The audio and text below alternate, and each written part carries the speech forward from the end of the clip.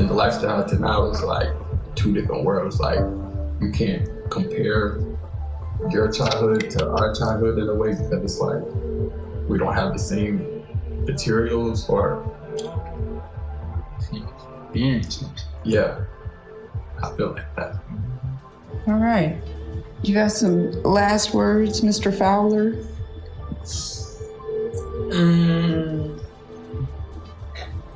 Build your mind up so we can beat this systematic oppression. Amen. All right, I love y'all. Welcome to the Audio Garden, where we cultivate our collective wisdom, nurture creativity, and spread love. My name is Martha Senator, and this is Listen and Be Heard. Welcome back to the Audio Garden, my friends. It is so good to be here with you once again, and there's so much growing here in the garden at Listen and Be Heard Network. We have another podcast in the works. This one from the Greenhouse Creators Consortium, of which Sound System Culture is one of 6 members. And Sound System Culture sponsors Listen and Be Heard Network.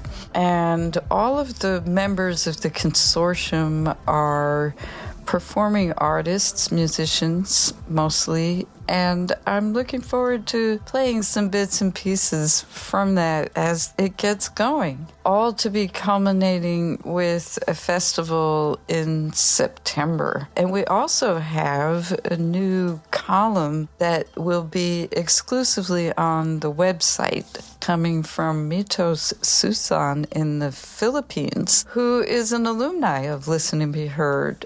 She used to write for Listen and Be Heard Weekly back when we were in print in the Bay Area. Hey, thank you, Martha Senator. This is Hernan Ramiro. It's coming up in our audio garden. The essayist and poet Nilsa Rivera will be interviewing Lisa Hadley and Chloe Martinez, who are co-editors of a Chaos Creativity Completion from the University of Chicago Press that brings together essays from writers and poets and artists exploring how ADHD shapes the creative process. The book looks at ADHD not as a deficit to fix, but as a different cognitive rhythm that can affect focus, time, structure, and memory and creative flow, while also usually opening unusual pathways for association, experimentation, and insight. Pretty happening. Find it very interesting for me, as I was recently been diagnosed with ADHD as an artist, and I'm beginning to understand a little bit more about this now that and thank you, Nilsa Rivera. First, let's have a poem.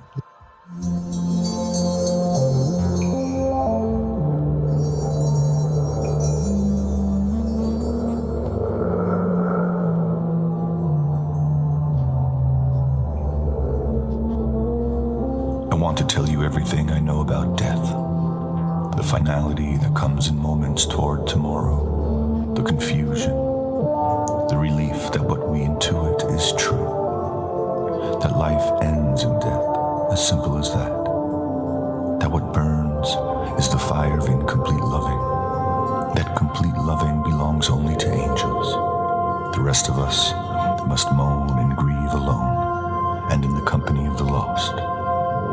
That the community of the tearful fill an ocean we can float upon, a dead sea, where together we bob and sink till we reach the sands of memory or distraction or wisdom.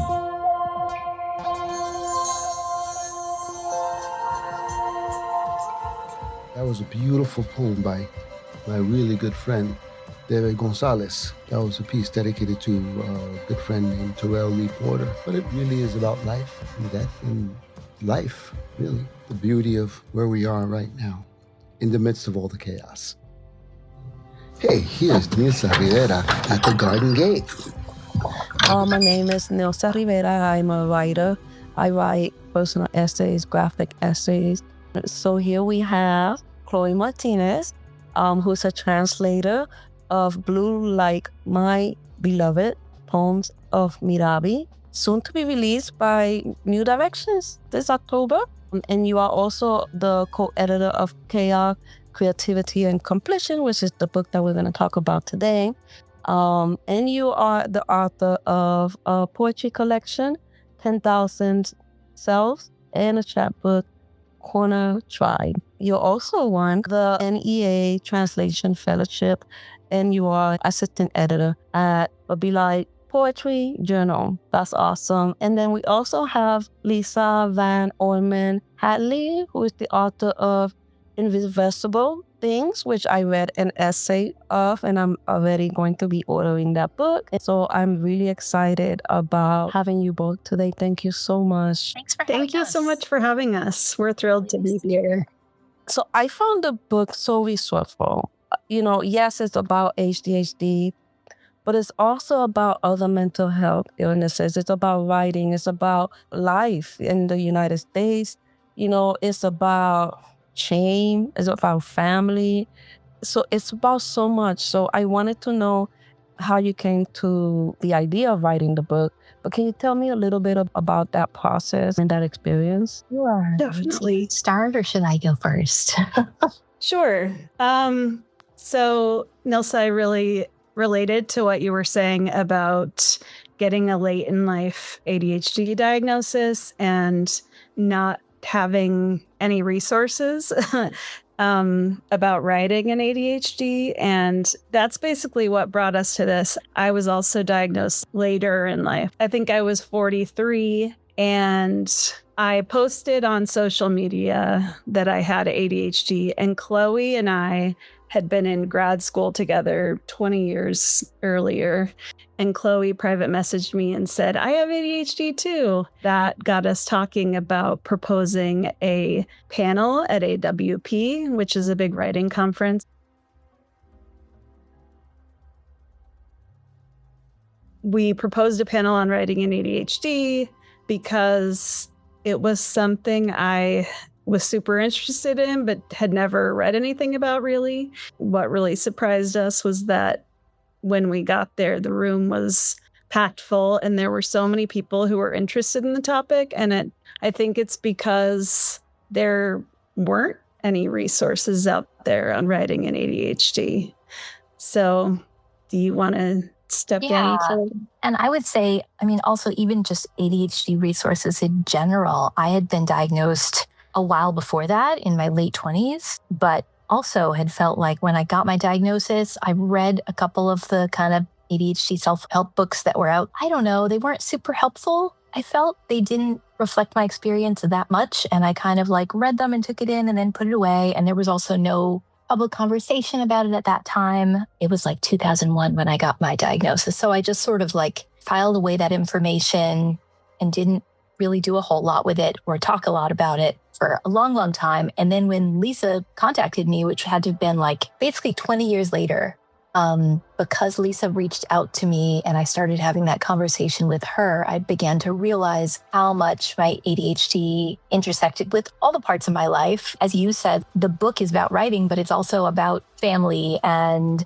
work and shame and, all these other ways that we live in the world and that are filtered through being neurodivergent. So when I started to have those conversations with Lisa, that was really, for me, also the first time that I was feeling in community with somebody around this, having conversations about it and thinking about where it intersected with my work. And then I began to realize, of course, the fact that I write poems and the fact that my poems are often about everyday experience, but they also go off in unexpected sidetracks. The fact that I write in this short form because I actually really struggle with writing something in a longer form that requires a lot more sustained attention and organization. All of that is not necessarily just because of my ADHD, but it's part of it.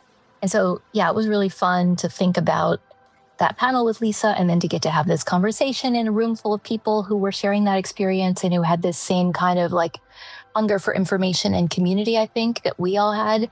And then this amazing thing happened, which is super rare for writers and not how my book of poems got published at all. I sent that book of poems out over and over and over again, got many rejections before it was published, but had the unusual experience with this book of an editor from University of Chicago Press approaching Lisa and I after the panel and saying, is there a book about this? And that's how the book came into being, which was really great. So I read through the 15 essays and reading and laughing, and I'm like, hey, look, this is me. Like throughout the book, I am just pointing out because I have two sons who were diagnosed with ADHD younger, but then my husband also was diagnosed as a young boy. So the house was always fun and spicy. Our houses are like that too. Yep. But then I'm the only woman, right? I'm like, and so to be able to see myself in some of these essays was like a big thing for me. I'm like laughing and I'm like almost about to cry, and it was amazing. It's gonna become like one of my reference, for when I'm stuck and when I need motivation, but also the prompts that you have available. And it may not, have to be a writer who has ADHD. It can be, anyone. The prompts are great. So I wanted to ask about the structure of the essays because I saw that maybe most are experimental. And then I was reading in the conversation with Kessa that Lisa had a theory, and then it was confirmed as the essays were coming in. Can you speak a little bit about that? Sure. So our editor was a little worried when we proposed this book because we gave the writers like a very loose prompt. We did not give them specific guidelines on what to write about other than it should be somehow related to writing and ADHD, which is pretty wide open. And so our editor was a little concerned that the essays would come in and be all the same. They would say the same things. I don't think Chloe and I were worried about that at all because I always have suspected that writers with ADHD tend to be very experimental and think outside the box and do things in their own way and not follow some kind of formula. And so when these essays started to pour in, that was confirmed for us because, as you mentioned, these essays took such unique forms. There are some that are written in the form of a list. There's one that is like this beautiful visual poem. Someone wrote one where they're basically having a conversation with themselves. And then to get back to what you were saying earlier about the writing prompts, we really wanted to make this book as interactive as possible and not just be like when we were in that conference room. We didn't want it to just be an hour of us talking at people. And so during our panel, we took breaks to do little writing exercises. Chloe had everyone close their eyes and draw a picture and little things like that. For me, I really like to be able to engage during a panel, and we wanted that to carry over into the book as well. And we wanted to have these kind of concrete things that people could take away after reading that they could go try on their own. And so each essay is accompanied by a writing prompt, and those are very delightful. The two of us learned so much from just editing this book. We got so many new ideas that I hadn't considered of how to write with ADHD and such unique approaches. So that was just a delightful process. My son picked up one of Chloe's poetry books off of my coffee table and started reading it. And he looked up at me and was like, Chloe Martinez? Like, that is so amazing. So I'm very proud to know Chloe Martinez, the amazing. Well, thank you so much again for meeting here and talking about this and writing, co-editing this wonderful anthology with all these awesome writers. Thank you. Thank you so much. Yeah, so nice to get to talk to you. And thank you, Nilsa Rivera. Now for award-winning writer Katherine Scott Crawford, an interview by Tony Robles. Let's listen. I have African American in my ancestry. On my mother's side are from Louisiana. As far as the slave trade or the human trafficking, whichever term you want to use, how prominent Charleston was that subject of the slaveholding class. And did you have people read that over to guide you through it? Can you tell us a little bit about that? You definitely can't write a piece of historical fiction set in Charleston without bringing multiple cultures into the book. There's not a city without it. So Tolliver Jackson is a Black man in his late 30s. He runs the Cox Center for African American History and Culture in Charleston. Any sort of writing from a historical point of view is terrifying because we don't really know what it was like. You know, we think we know, we can do our best research. What I did was I tried really hard to research as deeply as I could. I tried really hard to rely on feeling. Like, what do I think these characters would be feeling? You know, like my own experience, like as a mom, as a woman, as whatever, you know, like what would they be feeling? And then I made a really conscious choice not to write from those characters directly. In the 1804 chapters, the point of view is Daniel Pettigrew, the artist who paints the miniature portraits. And he's a white guy, you know, at that time. And I wrote him in a third person close point of view.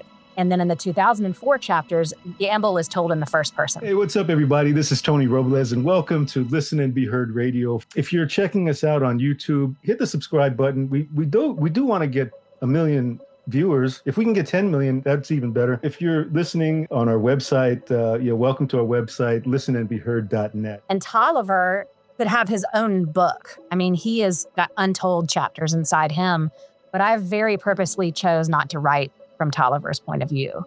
And not that I think that authors can't do that, and not that I think that authors of different races can't write. I'm not going to do that. I don't feel like I own that point of view. He was written in the third person limited. Well, he is in Gamble's chapter. So when she's in first person, everything she says about Tolliver is coming from Gamble. Yeah, so he doesn't have a real POV in the book. When it comes to being an author and considering publishing, I want you to listen to your heart, and that will help your book be heard.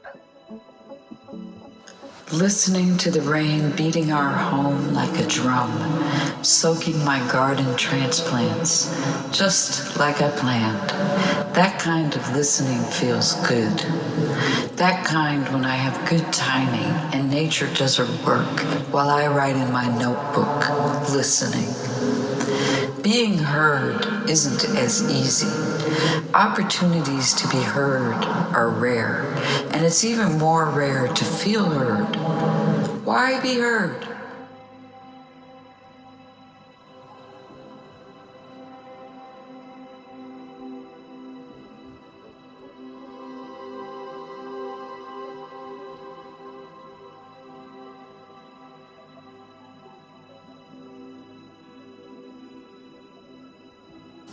This is the Listen and Be Heard Hour. I'm Martha Senator.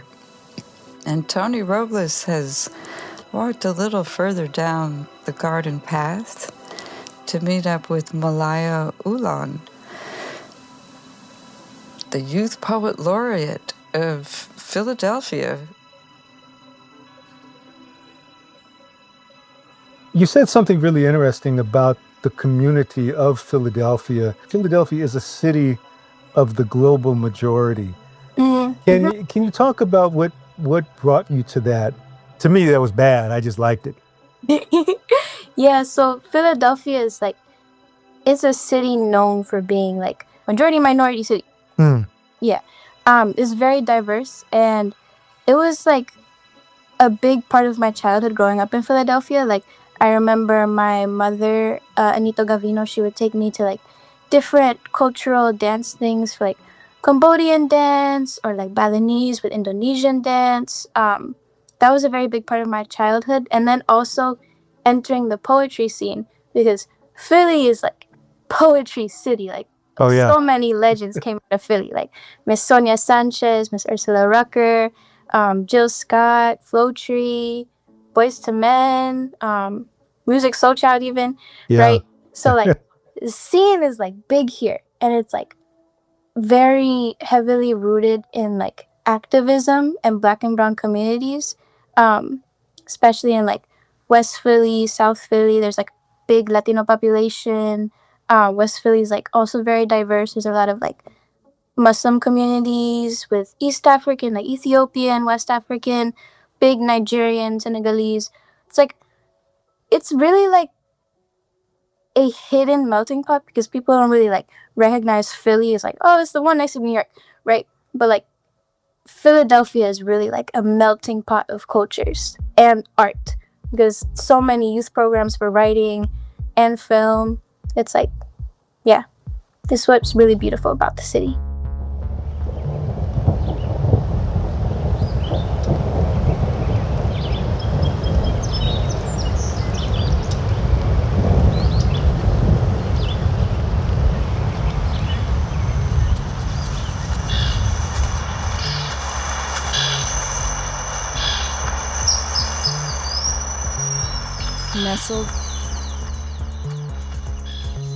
Nestled inside deep, deep green, under bright, bright sun, there were a people living all together in homes made of reeds from the riverbank and fibers cleverly woven in.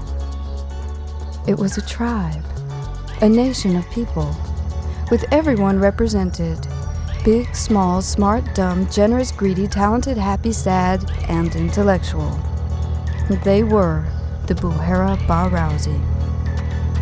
They worshipped the divinity of the moon, Bomurambi, and lived, died, and left ancestors who eat, breathe, laugh, and love today in a place on the map called Zimbabwe. The honorable king of these proud, peace-loving people, father of one daughter and many sons, was lying inside his hut, too weak to walk out the door and take a look around. His devout and devoted daughter was in despair to see him looking so ready to die.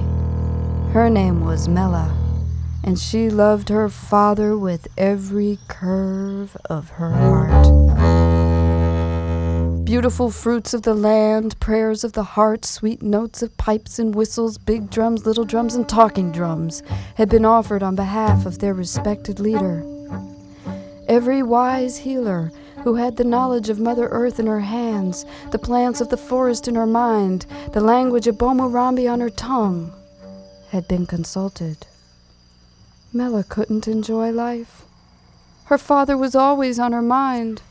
She walked into the jungle one night carrying old age in her young, strong, and proud heart. She looked up at his shimmering crescent moon and called upon the merciful and enchanting Bomurambi, who always watches and waits for when she is needed. Suddenly, leaves started trembling in her radiant reflection, and Mela heard a thought in her brain that wouldn't go away. You must go to the Python healer. Mela's heart started ticking faster. Her lungs started a new rhythm. She turned and squirmed and couldn't sleep just thinking of the dreaded Python healer. Her brothers had been there and tried to tell everyone about it, but couldn't on account of their teeth chattering so much from fright they couldn't say anything anyone could understand. When the sun came up, she hadn't slept for half a second. Still, before the first babe cried for milk, she filled her little elephant-hide pouch with nuts and headed for the foot of the mountain. Through deepest jungle, ferns tickling her ears, rivers testing her strength, climbing over rocks, sleeping in strange groves, and looking at big animals in the bushes. That was Martha, Senator. This is the Listen and Be Heard Hour, brought to you by Listen and Be Heard Network. Now for a beautiful poem by Kamal Daoud.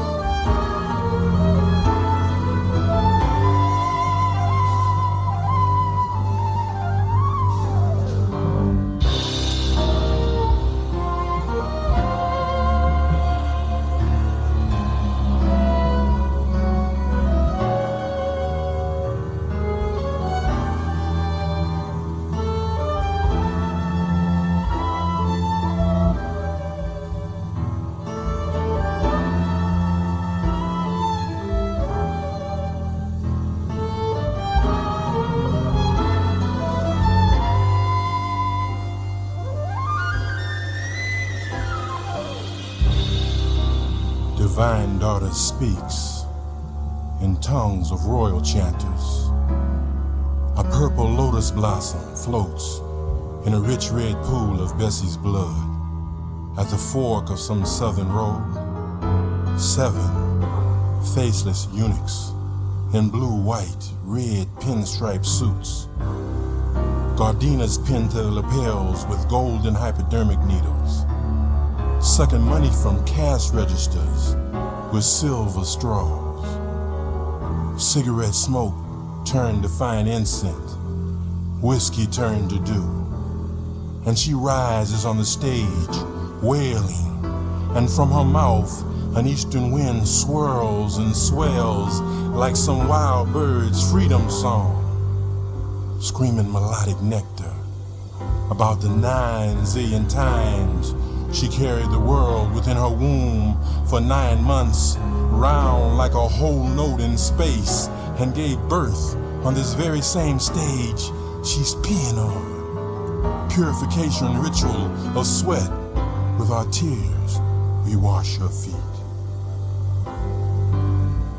The spirits got her rocking, spirits got her stomping, spirits got her shaking, knocking the dust from our heads and hearts, engraving the story in our consciousness. And the wind becomes song, and the trees bent over, listening to the earth's heartbeat. Ebon pearls, sculptured African love songs, mystery in city clothes, hurling rainbows, transforming saloons to temples, toad seeds germinating, dancing soil songs, rich with story, earth songs, mountains of memories, nooses hanging from trees, turned to harps and blues guitars, rivers lullabies, breast nourishing laughter and hope, strength in harmonious groans, dipped in pain and pleasure. And from her full lips the sun rises, spilling onto a stage of light, this fire warming the room, healing us with cool honey and truth, massaged on eardrums by ancient flower, held in the Most High's hands. Deep, deep river in her voice.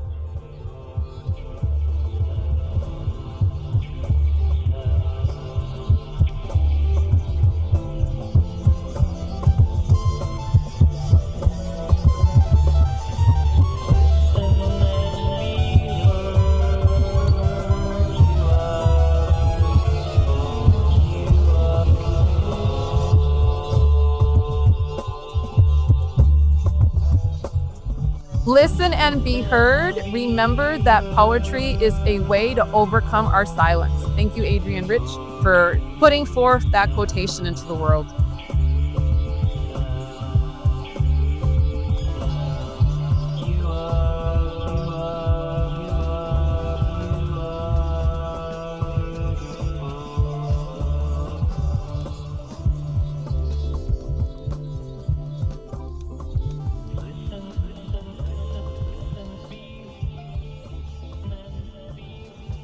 Hey, what's happening, good people? This is Hernan Ramiro.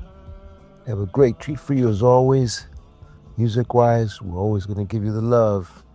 This is a very rare recording I found of the great Bernie Worrell, keyboardist, master, legend, and myself on flute, and the great DJ Logic, Jason Miles, Mike Clark, Jason Miles on keyboards, Mike Clark on drums, Ron Johnson on bass. Back in the day. It's a great hang, great jam. Many years ago, we went on the road across the states, and this is one of those gigs. Very rare. Enjoy it. I hope you really enjoy this. As always, don't forget to donate to Sound System Culture or Listen and Be Heard Network. All right? Peace. Support the good stuff, the good music, the peace. All right now.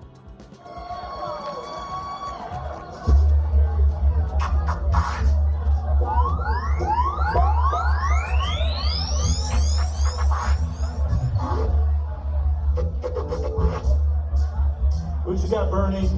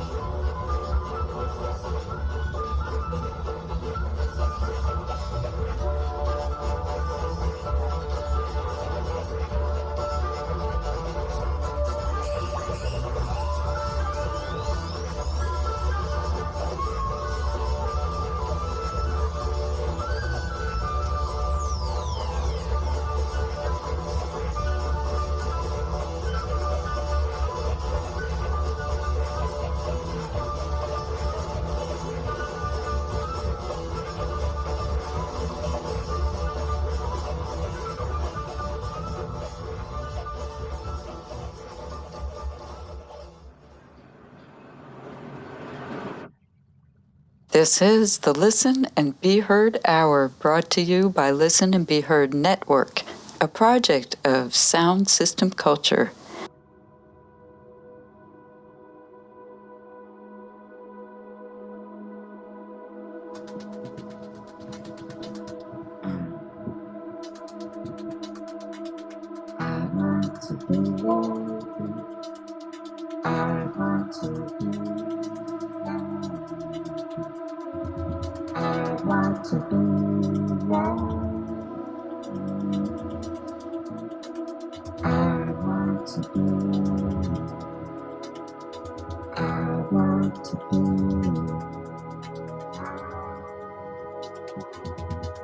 My love is deep as the night.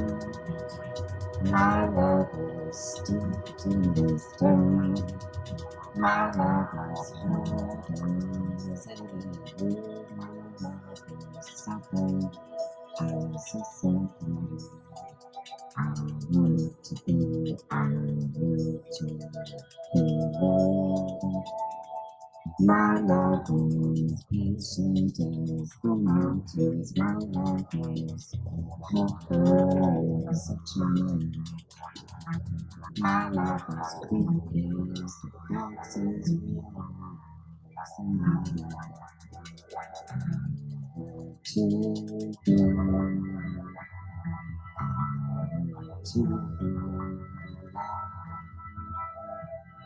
my love is a meditation. My love is a surprise. My love is all good and dry, all time stream. A circle, a dance. My love is my master. My love is my master. My love is my master. I am a slave to love.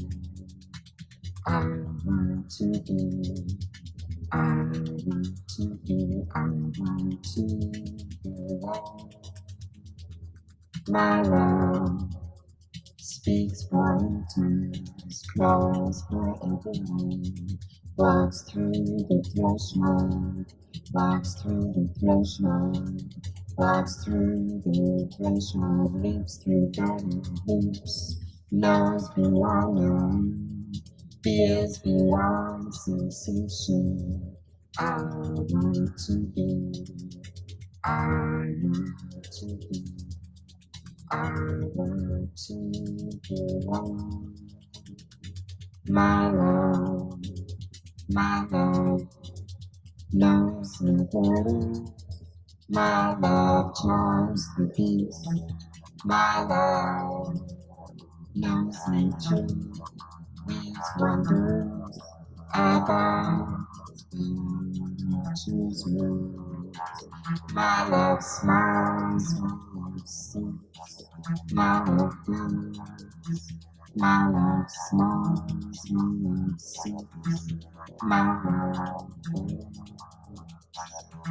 My lords and my ladies, my brothers, my sisters, mamas, daddies, kiddies, you must have met beautiful flowers and birds.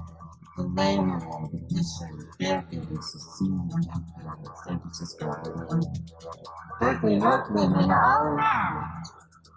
I want to welcome you to it. You are gathered here tonight, not in a nightclub, not in a bar, not in a Starbucks, not in a box or not in a box, you are gathered here tonight in a modern temple of God. Would it embarrass you to meet you that honor you? We are here to take each other to love. We are here to love each other tonight.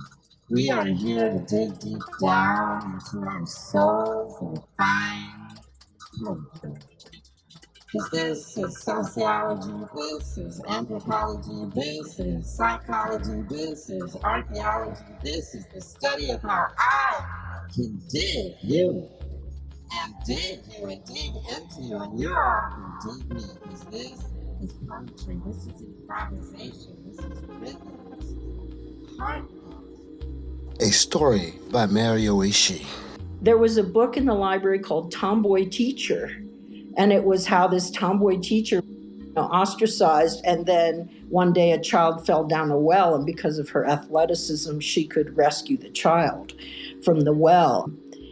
I loved that book because it was a whole different perspective on who I was, showing the benefits of being a tomboy. There was a lot of exposure like that seemed like an innocent book to these very conservative people, but to me it was like a lifeline, just like the Life magazine. They're trying to block all the exits to critical thinking and to validation of anything other than their idea of what an ideal person is, which is basically a Bible-believing, Republican, male-dominated, all of that, straight, everything that they think is moral. And they're trying to block any exits for anyone who's trapped in that. Let me take you to the depths, sir. I started. This is a poem I wrote. I don't know how many of you have seen the last book of Anne Sexton's that was published posthumously. And on the back, there's the most incredibly crass picture. There's a picture of this woman after she's just died like a year or so before, and she's smiling or something. And I picked up the book. I had read it, right? But I hadn't turned it over. And I was sitting in this restaurant, and I was reading, and I finished the last poem. I turned the book over, and there she was.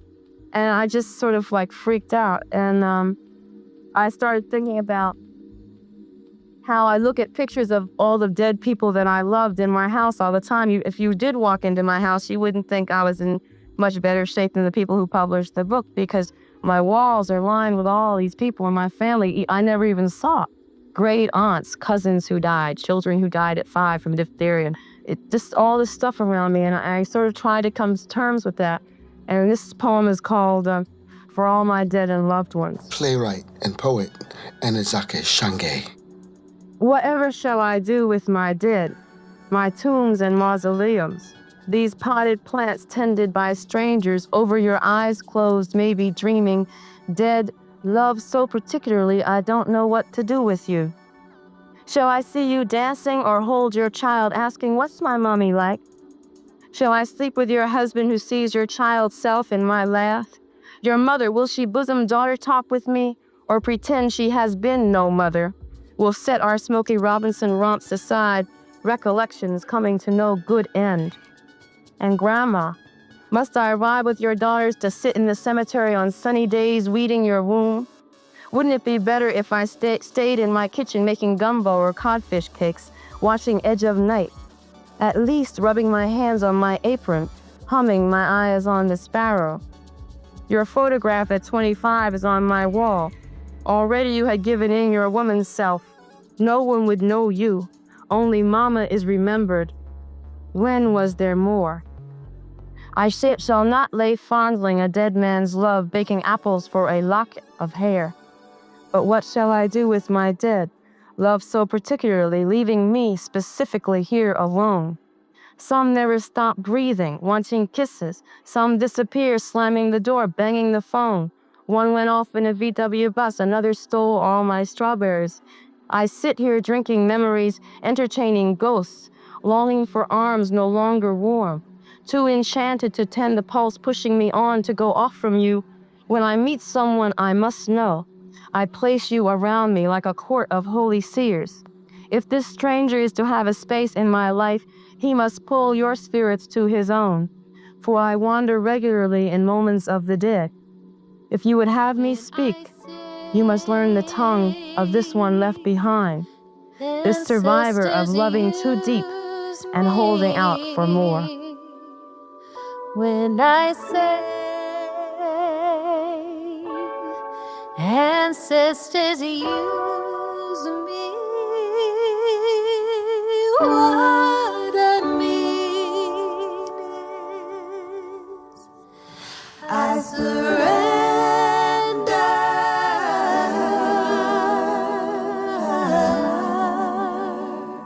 surrender my life to you, to you, to you.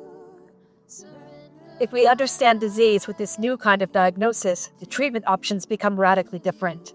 The medicine we prescribe to address the inflammation of people in planet has been prescribed by others. That project with USDA determined to bring the voice of American farmers and ranchers into discussions around what was happening on the ground and on the front lines of climate change. In today's universities, farming and medicine are both taught through an ahistorical lens, which hides the legacies of land theft, genocides, and labor death that their industries required to exist in these territories. The training is science-based, but selectively so, focusing on science that advances its agendas rather than interrogating its assumption of power.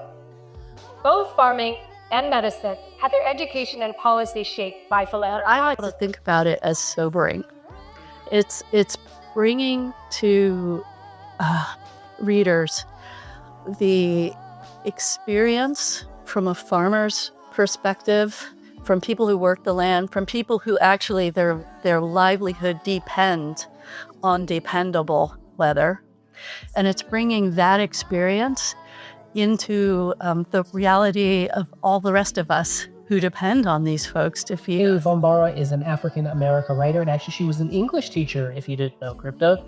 She wrote in the 1960s with the Black Arts Movement and emergence of Black feminism. Amazing author. Well, and then even today, this piece feels so fresh. There's also something about science that just doesn't get at the way it all feels.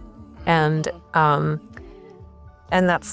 we see that people are taking facts, very true, very, very stark facts, and going, I can't deal with this.